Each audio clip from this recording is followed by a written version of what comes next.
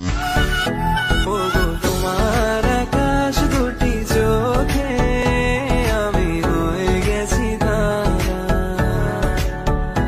ওগো তোমার আকাশ দুটি চোখে আমি হয়ে গেছি তারা।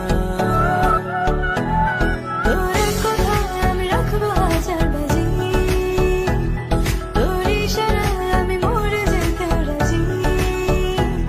তোর কথায় আমি রাখবো হাজার বাজি, তোর ইশারায় আমি মরে যেতে রাজি।